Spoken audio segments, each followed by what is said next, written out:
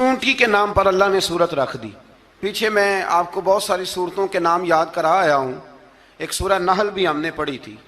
تو اللہ تبارک و تعالیٰ نے اس سورت میں قرآن کریم کی حقانیت، مومنین کی صفات، مختلف انبیاء کے احوال، اللہ تعالیٰ کی توحید پر دلائل، قیامت کی ہولناکیاں اور حیات بعد الموت کا ذکر فرمایا. اس سورت کی ابتدائی آیات میں ایک بار پھر حضرت موسیٰ علیہ السلام کے احوال اور معجزات کا بیان ہے.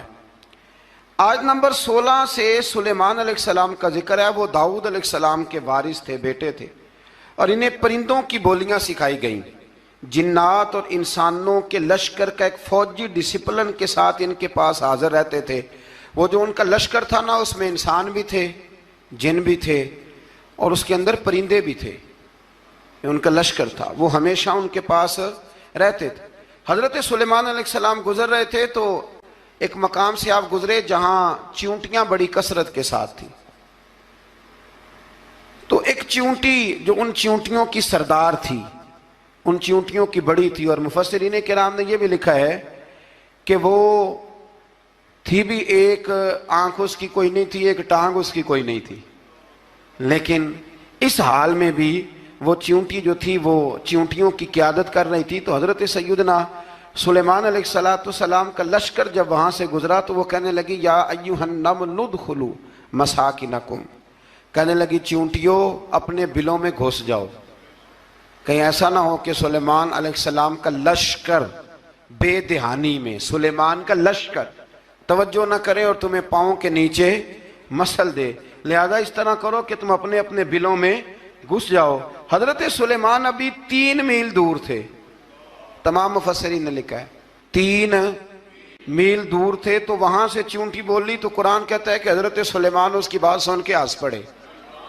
فتبسم ضاحکا، آپ اس کی بات سن کے ہنس پڑے کہ دیکھو یہ چیونٹی کیا کہہ رہی ہے.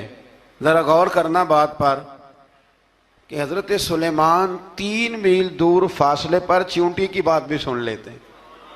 مولوی نے قرآن کی آیت پکی یاد کر لی، انا بشر مثلکم، کہتا ہے حضور نے کہا میں تمہاری طرح کا بشر ہوں. نبی ہماری طرح ہوتے ہیں جی. تو وہ تو 3 میل دور چیونٹی کی آواز سن لیتے تھے. اس کے کان میں چیونٹی رکھو بلا، اسے کہو کہ بتا بلا کیا کہتی ہے، کچھ بتائے گا پھر دوڑ لگا دے گا شاید. کان میں رکھو، اس کو کہو بتا چیونٹی کیا کہتی. اور اگر یہ لفظ نہ ہوتے قرآن کے کہ جب انہوں نے سنا تو ہنس پڑے، یہ جملے نہ ہوتے تو شاید اس کو بھی نہ مانتے. لیکن حضرت سلیمان نے سنی چیونٹی کی بات. اور اب اگلی بات کہنے لگا ہوں، بڑے خوبصورت لفظ لکھے ہیں مفسرین نے. فرماتے ہیں دیکھو ایک چیونٹی نے ایک جملہ بول کے، ایک چیونٹی نے ایک جملہ بول کے اپنے قبیلے کی خیر خواہی کی تو رب نے اس کا جملہ بھی قرآن میں بیان فرما دیا. تو جو ساری زندگی لوگوں کو جملے بول بول کے کہے رب رسول کی طرف آ جاؤ، تو اللہ قیامت میں اس کی بات کو قائم نہیں فرمائے گا. جو بھی کسی کی خیر خواہی کرے وہ ایک جملہ بول کے کرے، اور ہو بھی چیونٹی. تو اگر اللہ اس کا ذکر قرآن میں باقی رکھتا ہے تو میں اور آپ اگر کسی کی خیر خواہی کریں گے تو انشاءاللہ ذکر باقی رہے گا. شرط یہ ہے کہ کریں خیر خواہی. خیر خواہی کرو کسی کی، ایک جملہ بول کے بھی کرو، چیونٹی بھی ہو تو اللہ قرآن میں ذکر باقی فرما دیتا ہے. تو اللہ تبارک و تعالیٰ نے اس بات کا ذکر قرآن مجید میں فرمایا. اس پر کئی کچھ لکھا ہے. اسی طرح سے ایک بات اور لکھی ہے ہمارے مفسرین نے کہ حضرت سلیمان ایک دن اسی طرح نکلے، قحط پڑ گیا تھا، بارش نہیں ہوتی تھی. تو حضرت سلیمان باہر میدان میں نکلے دعا کرنے کے لیے، خشک سالی تھی. تو جب آپ گئے تو ایک چیونٹی اپنے پر پھیلا کے دعا مانگ رہی تھی. تو رب کریم نے فرمایا سلیمان آپ واپس چلے جائیں، بارش آ جائے گی پر آئے گی چیونٹی کی دعا پہ. تو حضرت سلیمان نے عرض کی مولا میں بھی تو اتنا لشکر لے کے آیا ہوں نا، تو چلو ہمیں بھی دعا کر لینے دے. تو چیونٹی کی دعا پہ برسا دینا پر دعا کر لینے دے. فرمایا نہیں آپ واپس جائیں، دعا نہ مانگے. یا اللہ کیوں؟ فرمایا چیونٹی کا دل ٹوٹ جائے گا، وہ تو کہے گی کہ یہ سلیمان کی لشکر دعا پہ پھر بارش آئی ہے. تو آپ نہ کریں تاکہ اس کے دل میں یہ بات رہے کہ نہیں میرے رب نے میری دعا پہ بارش فرمائی ہے. آپ جائیں، آج بارش آئے گی پر آئے گی چیونٹی کی دعا پہ.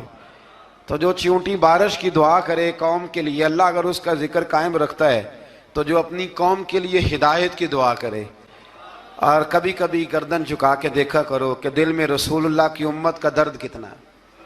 اگر کہیں حضور کی امت کا درد ہے تو پھر انشاءاللہ ذکر قیامت تک باقی رہے گا.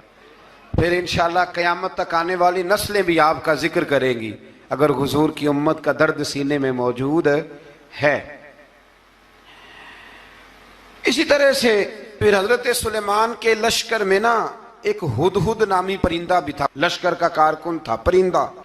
ہدہد غائب تھا تو حضرت سلیمان کہنے لگے کدھر گیا وہ ہدہد؟ نظر نہ آ جایا سخت سزا دوں گا. یہاں تو کوئی اچھی خبر لائے گا. چونکہ وہ ہدہد پرندہ جاتا تھا تو خبریں لا کے دیتا تھا ورنہ سزا دوں گا. اتنی دیر میں ہدہد بھی آ گیا. یہ پرندے جو کارکن ہوتے ہیں بڑے سیانے ہوتے ہیں. کبھی بندہ ناراض ہو تو صحیح خبریں لے آتے ہیں. تو صحیح خبر لے کے آ گیا. آتے ہی آ کے بیٹھا تو اس نے حضرت سلیمان علیہ السلام نے کہا کہاں تھے؟ عرض کرنے لگا حضور میں ملک سبا گیا تھا. وہاں ایک عورت حکمرانی کرتی ہے, اس کا نام بلقیس ہے. بہت بڑے تخت پہ بیٹھتی ہے. 80 گز اس کا تخت لمبا ہے, 40 گز چوڑا ہے, اور شاید 80 من کے 80 ٹن اس کا وزن ہے. تو حضور وہ سورج کو پوچھتے ہیں. تو حضرت سلیمان نے فوراً خط لکھا, فرمایا جا کے اسے میرا خط دے دو کہ یہاں تو کلمہ پڑھ کے ہماری فرما بردار بن جائے ورنہ تیار ہو جائے. جو اللہ کے غیر کو پوچھتے ہیں ہم ان کے خلاف جنگ کریں گے. وہ جب لے کے گئے نا خط, یہ حدود گیا تو وہ میٹنگ کر رہی تھی, اس کے وزیر مشیر سارے بیٹھے تھے.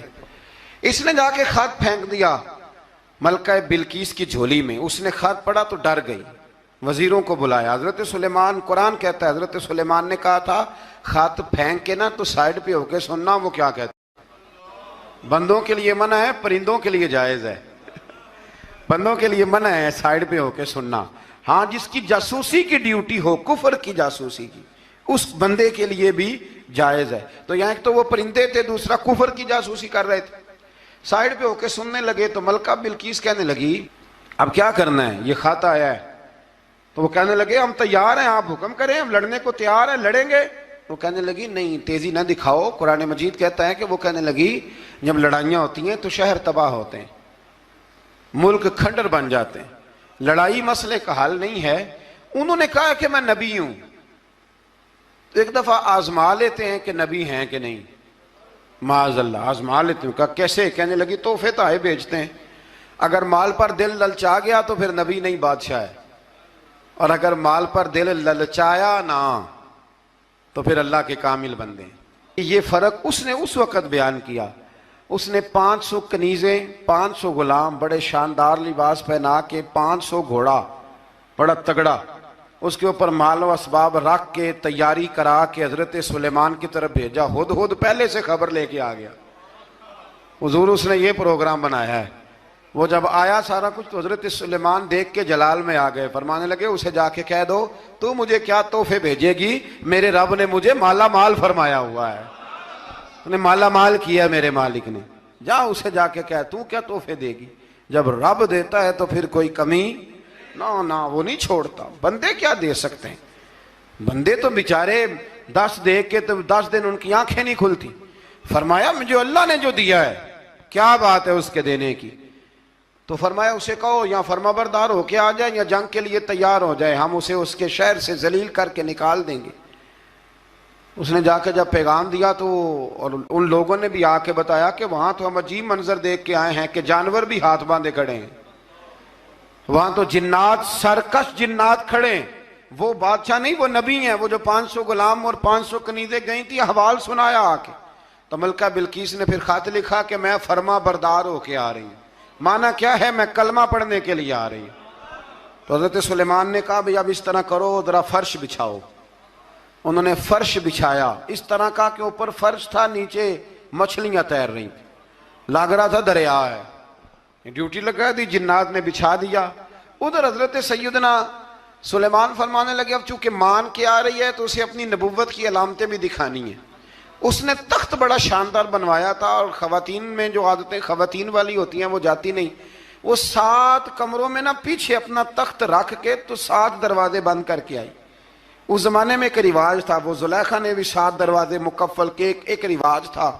ایک کمرہ، پھر کمرے کے پیچھے کمرہ، پھر اس کے پیچھے کمرہ، پھر اس کے پیچھے کمرہ، اور اس کو بڑے موٹے تالے لگائے جاتے تھے، اور فلسفہ یہ تھا کہ ایک تالا توڑے گا کوئی تو جب تک سپاہی آ جائیں گے، اور اگر اس کے توڑنے تک نہ آئے تو دوسرے کے توڑنے تک آ جائیں گے، اور اس کے توڑنے تک نہ آئے تو ساتویں تک تو آئے جائیں گے۔ یہ ان لوگوں کا نفسیاتی معاملہ تھا، سوچ تھی۔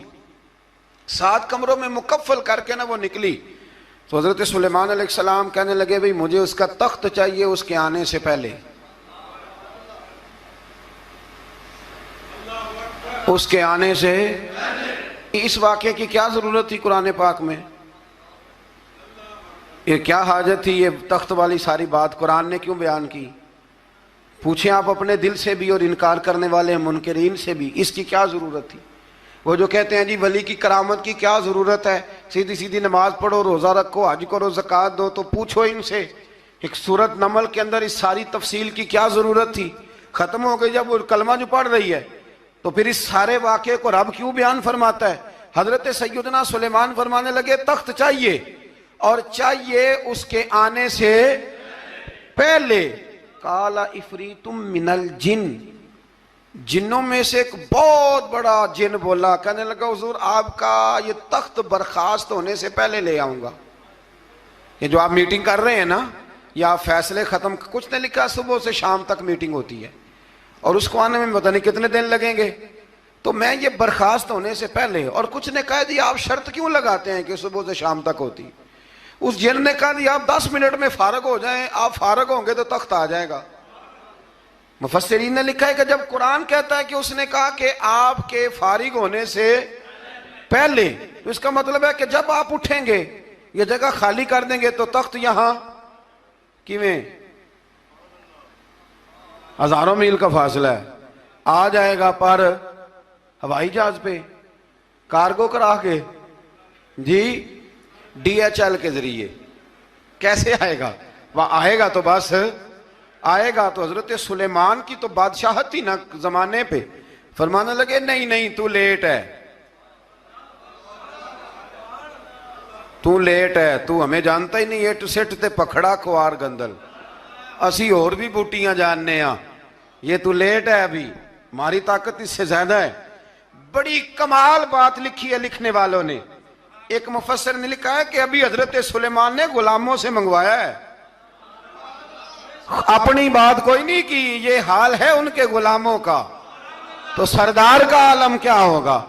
حضرت سلیمان کہنے لگے بھی جلدی جائیے۔ قال الذی عنده علم من الکتاب انا آتیک بہ قبل ان یرتد الیک طرفک، تو اٹھا ان میں سے وہ جس کے پاس کتاب میں سے علم تھا، ساری کتاب کا بھی نہیں، علم من الکتاب، کتاب، وہ اٹھے جن کے پاس کتاب میں سے علم تھا، تو وہ اٹھ کے کہنے لگے حضور میں لے آؤں گا، کب؟ آپ کے آنکھ جھپکنے سے، نہیں آنکھ جھپکنے سے، بندہ تھا جن تھا، جن کی تو بات مانی نہیں انہوں نے، کیا کہا؟ آنکھ جھپکنے سے، میں آنکھ جھپکنے سے پہلے لے آؤں گا۔ تو حضرت سلیمان کہنے لگے تو ٹھیک ہے چل لا پھر، لا پھر۔ آنکھ جھپکنے سے بڑے ہی نہیں، پھر غصہ نہیں آتا ان پہ، پھر غصہ نہیں آتا۔ میرے شیخ کامل، مرشد اکمل، شیخ بحر و بار، حضور غوث پاک جیلانی، حضرت غوث اعظم یوں کر کے شاگردوں کو، مریدوں کو سبق پڑھا رہے تھے، پڑھاتے پڑھاتے ہاتھ آگے کیا، اور جب ہاتھ واپس آیا تو بھیگ گیا تھا سارا۔ تو شاگرد کہنے لگے حضور یہ کیا ہے؟ فرمایا تمہیں نہیں سمجھ آئے گی، چھوڑو تمہارے والی بات نہیں، خاصاں دی گلامہ آگے نہیں مناسب کرنی، رہنے دو تم۔ کچھ وقت گزرا تو کچھ لوگ آ گئے، ابھی کلاس ختم نہیں ہوئی تھی، کپڑے بھیگے ہوئے ہو، وہ شاگرد پہلے ہی منتظر تھے، کہا تمہیں کیا ہوا؟ کہنے لگے دریا میں جا رہے تھے، اچانک ہچکولیں آنے لگے، تو ہم نے کوئی کسی بے عمل کا بازو تو نہیں نہ تھاما، ہم غوث اعظم کے ماننے والے ہیں، تو دریا میں کہا یا شیخ عبد القادر جیلانی شیئا للہ، اللہ کے راستے میں مدد کرو۔ تو کہنے لگے بس ایک ہاتھ ہی آیا ہے، اور یوں کشتی کھینچ کے باہر نکالیا تو اب وہ شاگرد سارے چپ کر گئے، کہنے لگے جواب کیوں نہیں دیتے؟ انہوں نے کہا تم نے ہاتھ دیکھا ہے پہنچتا ہوا، اور ہم نے ہاتھ دیکھا یہاں سے جاتا ہوا۔ تم نے پہنچتا ہوا دیکھا ہے تو ہم نے حضرت بہاؤالحق نقشبند بخاری، ان کی ایک مریدنی تھی، اوپر چبارے پہ کسی نے اس کی عزت پہ ہاتھ ڈالا، چبارے پہ اوپر والی منزل پہ، اس مریدنی نے اپنی عزت بچانے کے لیے چھلانگ لگا دی۔ جب وہ نیچے گر رہی تھی تو حضرت بہاؤالحق نقشبند بخاری پہنچ گئے، نیچے کوئی ایسا بندوبست کر دیا، کوئی چارپائی بچھا دی، کوئی ایسا جس پہ وہ آ کے آرام سے گری اور بچ گئی۔ حضرت صاحب کی طرف دیکھ کے کہنے لگی حضور آپ کب آئے؟ فرمانے لگے پتر جب تو چبارے سے چلی تھی تب میں بخارے سے چلا تھا، جب تو چبارے سے چلی تھی نا تب میں بخارے سے چلا تھا، اور تیرے نیچے آنے تک میں بھی پہنچ گیا ہوں۔ میں بھی مالیدہ کم راکھی کرنا، پھل کچے ہون یا پکے، اے پیر مریداں دے سر تے ہی رہندا ہے، اے جھوٹے ہون یا سچے، یہ پکی غلامی کریں یا کچی کریں، پیر کی بھی مجبوری ہوتی ہے، کیا کریں، پیر مریداں دے سر تے ہی رہندا ہے، اے جھوٹے ہون یا سچے، کیا کیا جا سکتا ہے؟ دیکھیں نا نافرمان بیٹے کا بھی تو جائیداد میں حصہ ہوتا ہے نا، نافرمان بھی ہو تو جائیداد میں حصہ تو، چلو باپ ناراض رہے گا تو اللہ ناراض رہے گا بات الگ ہے، پر جائیداد کا حقدار تو ہے نا، چاہے نافرمان ہی ہے۔ پیر مریداں دے سر تے ہی رہندا ہے، اے جھوٹے ہون یا۔ پھر وہ تخت آ گیا تو حضرت سلیمان سے پوچھا یہ کیا ہے؟ قال ھذا من فضل ربی، فرمانے لگے کچھ بھی نہیں۔ حضرت سلیمان کہنے لگے یہ میرے رب کا فضل ہے۔ شاید سب مفسرین نے بڑی بڑی باتیں کی ہوں، پر یہاں ایک قاضی ثناء اللہ پانی پتی رحمت اللہ علیہ کا فقرہ میں پڑھ رہا تھا، بڑا مزہ آ رہا تھا۔ قاضی صاحب فرمانے لگے اس آیت پہ، قاضی صاحب کہتے ہیں جن پر نرا فضل تھا، ھذا من فضل ربی، نرا فضل، فرمایا ان کی تو اتنی طاقت ہے کہ وہ ہزاروں میل دور سے 80 گز لمبا 80 گز چوڑا تخت آنکھ جھپکنے سے پہلے لے آتے ہیں، اور جن کے بارے میں اللہ فرماتے ہیں وَبَشِّرِ الْمُؤْمِنِينَ بِأَنَّ لَهُم مِّنَ اللَّهِ فَضْلًا كَبِيرًا، فرمایا محبوب اپنے غلاموں کو خوشخبری دے دیں، باقیوں پہ نرا فضل تھا، ان پر تو فضل کبیر ہے، ان پر تو بڑا ہی فضل ہے اللہ کا۔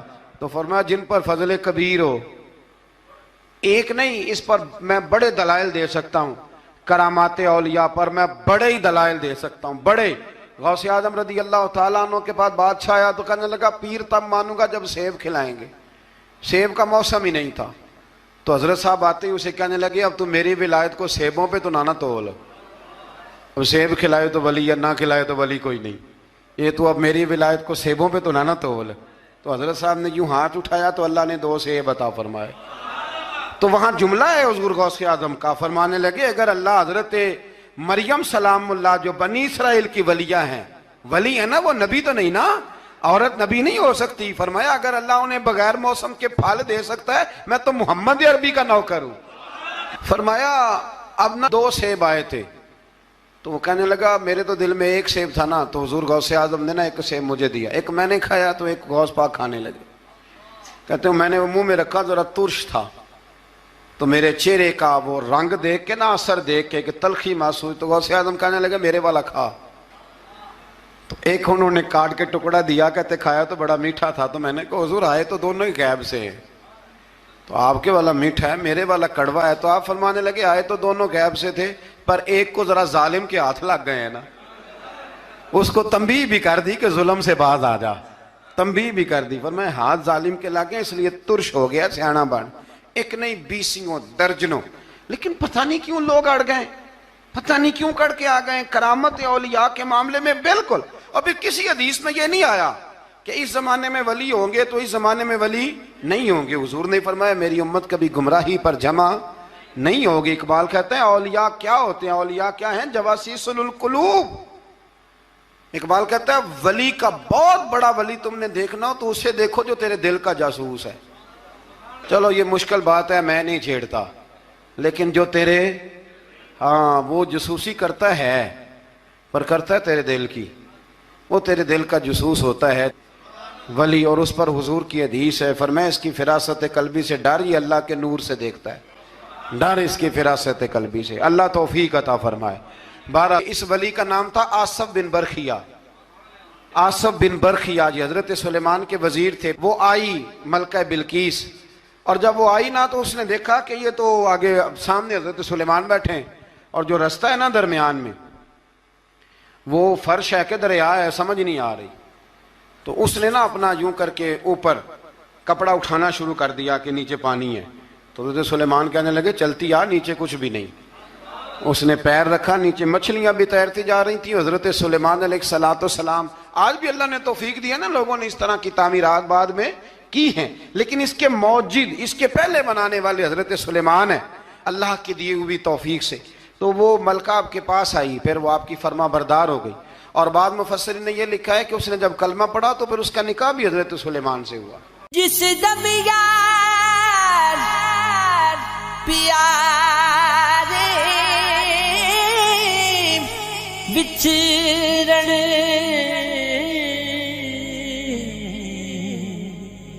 کون روے مر تھوڑا سب روگاں دا روگ محمد جس دا نام بچھوڑا ہے، لمبی رات بچھوڑنے والی گزری سے بریاں دی کون لیا وے خبر محمد سجنا دور گیا دی سگد ساتھی